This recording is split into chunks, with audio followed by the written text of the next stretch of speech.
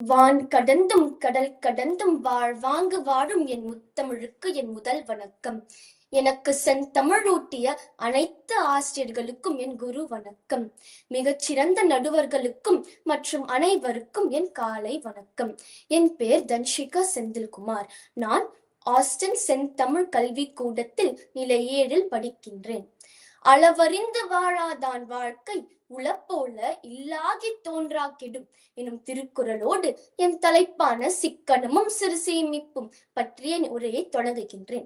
பழங்காலம் தொட்டே நம் முன்னோர்களும் நம் முந்தைய தலைமுறையினரும் சிக்கனத்தின் இன்றியமையா தேவைகளையும் சேமிப்பின் அவசியத்தையும் அறிந்தவர்களாக வாழ்ந்து வந்துள்ளனர். அன்றைய அரசன் தொட்டு இன்றைய ஆட்சியாளர்கள் வரை சேமிப்பு பழக்கத்தை ஊக்குவித்து வருகின்றார்கள். தொடக்கத்தில் கேட்ட திருக்குறளில் எந்த ஒரு மனிதனும் தம்மிடம் உள்ள பொருளின், அதாவது பணத்தின் அளவை அறிந்து செலவுகளை செய்ய வேண்டும். அவ்வாறு இல்லாமல் தான் தோன்றித்தனமாக செலவு செய்பவனிடம் அச்செல்வங்கள் இருப்பது போல் காட்சி தந்தாலும் பிறகு இல்லாமல் போய்விடும் என்று வள்ளுவர் கூறுகிறார். இதையே அவர் அளவறிந்து வாழாதான் வாழ்க்கை உளப்போல இல்லாகி தோன்றா கெடும் என்று கூறியுள்ளார். சரி, முதலில் சிக்கனம் என்றால் என்ன? செலவே செய்யாமல் இருப்பதா சிக்கனம்? அல்ல. அடிப்படை தேவைகளுக்கு செலவழித்து மீதியை சேமிப்பது தானே சிக்கனம். சிக்கனமா இருப்பது கஞ்சத்தனம் என்றும், சேமிப்பை பற்றி பேசுபவன் இன்றைய பொழுதை வாழத் தெரியாதவன் என்றும் கூறும் அளவிற்கு இச்சமூகம் மாறியுள்ளது.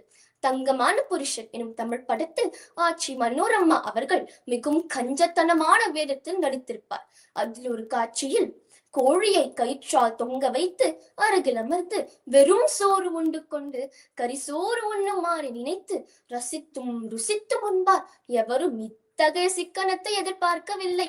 இதற்கு நேர்மாறாக சிலரோ தான் உழைத்து சம்பாதித்த பணத்தை ஊதாரித்தனமாக செலவு செய்து வரவு மீறிய செலவும் எதிலும் ஆடம்பரம் எல்லாவற்றிலும் பிரம்மாண்டமான பகட்டு வாழ்க்கை வாழ ஆசைப்படுகிறார்கள்.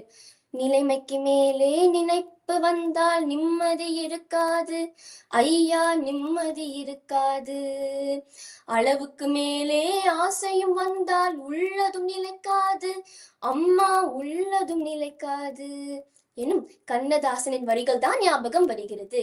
எனவே நம் அடிப்படை தேவையான உணவு, கல்வி, வீட்டு வசதி மற்றும் பாதுகாப்பு ஆகியவற்றுக்கு செலவழித்து ஆடம்பரத்தை குறைத்து எதிர்காலத்திற்காக சேமிக்க வேண்டும்.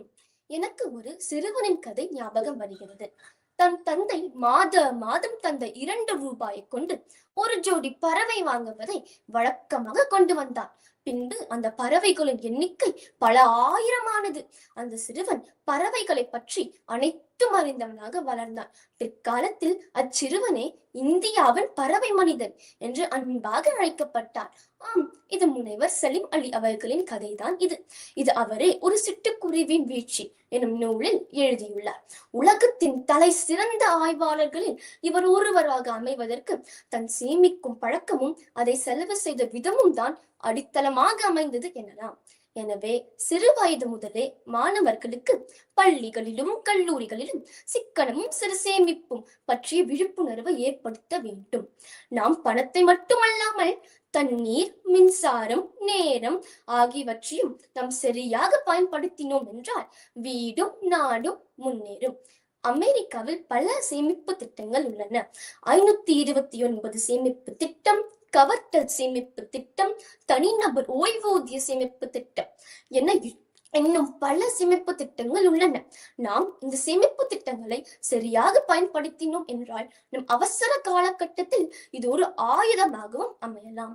சிக்கனம் வீட்டை காக்கும், சிறு சேமிப்பு நாட்டை காக்கும்.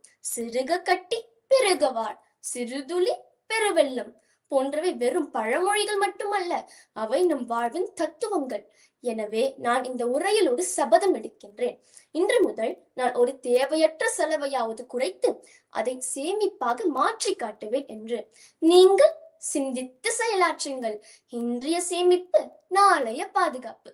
எனக்கு வாய்ப்பு தந்த அமெரிக்க தமிழ் கல்விக் கழகத்திற்கும் மற்றும் அனைவருக்கும் நன்றி, வணக்கம்.